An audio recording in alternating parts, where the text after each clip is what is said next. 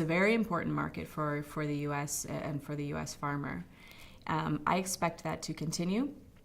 There's a lot of growth opportunities. It's a developing market. One of the programs that we just finished this year, or a study really, was looking at Colombia and what Colombia will look like in 2030. So a 15-year outlook, more or less. And it was really bullish results, but it's predicting Colombia to be the next Mexico.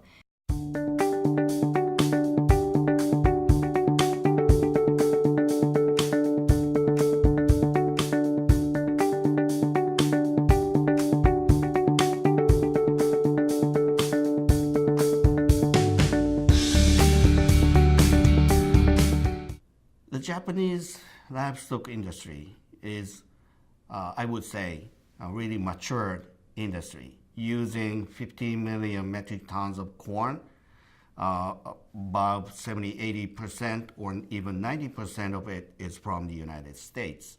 There is room to export more to the Japanese market because the Japanese public and the Japanese livestock industry really likes the United States as the stable supplier.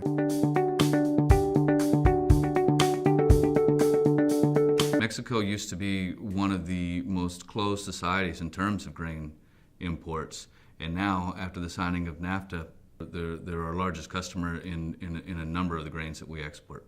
We are the top corn customer for U.S. corn, with 12.5 million metric tons imported last year. We're the second largest distillers grains importer, with just short of 2 million metric tons imported last year. And you just go down the list. Sorghum has historically been Mexico has been the top market for U.S. sorghum exports historically, until recent years when China has come along. And barley factors in there as well.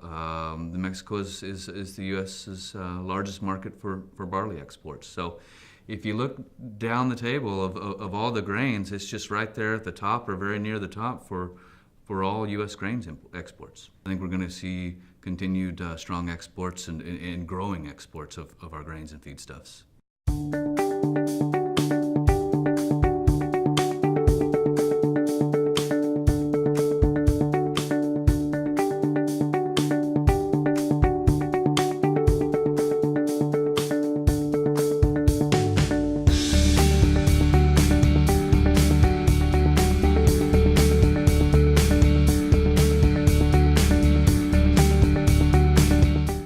Some very large importing countries, Saudi Arabia, Egypt, Israel, are very strong importers from the United States. But our market share is it has a lot of variability to it. So one year we're a strong exporter, and the next year we could be out of the market. And so right now we see this year as being a very good opportunity for the U.S. And so I think we're in a period right now of strong exports to North Africa, driven a lot by price, and those low prices will actually suppress or limit some of the competition that we traditionally see in those markets.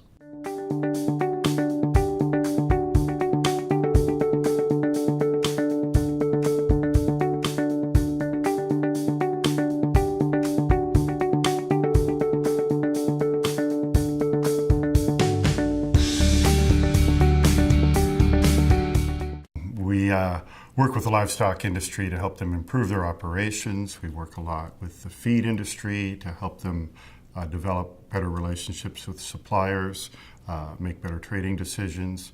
We work a lot with policy makers to engage with China on their efforts to integrate into global markets for feed and feed products.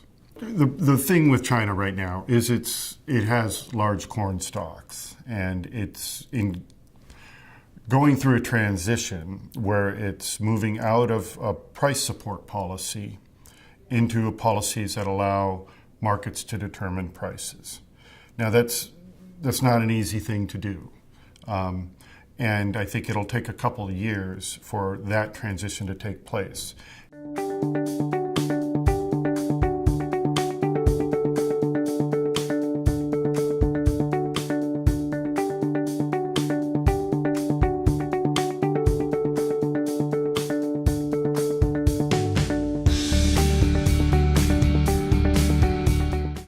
these frontier markets in Asia subcontinent and South Asia are tremendous opportunities. For example, Bangladesh is now a brand new importer of U.S. corn.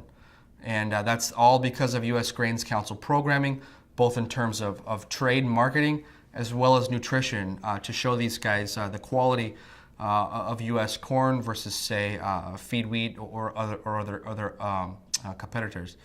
It's going to be very, very interesting to watch this country develop in a very short amount of time. But that's not all. You can go along the entire Andaman Sea and the entire Bay of Bengal. India is the same way. Myanmar is the same way. Pakistan is the same way. You know, this great labor arbitrage that kind of brought a lot of cheap labor from China down to Southeast Asia is now working its way into South Asia. And that's why the U.S. Grains Council is really becoming very focused on these South Asia countries, India, Pakistan, Bangladesh, Nepal, Sri Lanka. And that's really where there could be a tremendous opportunity for a lot of growth for U.S. ag products.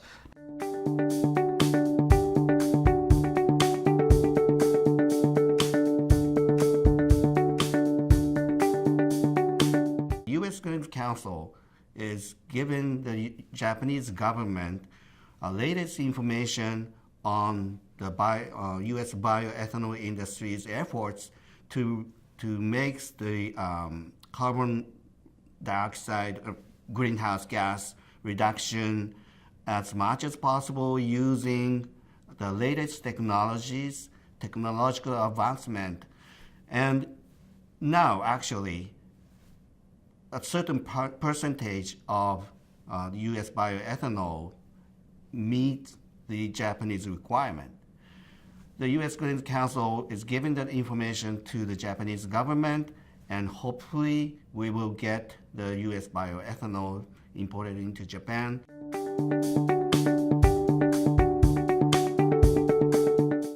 At this moment, Korean industry, pure industries, do not adopt any ethanol RFS policy now. But we try to change their mind to adopt new ethanol RFS the near future.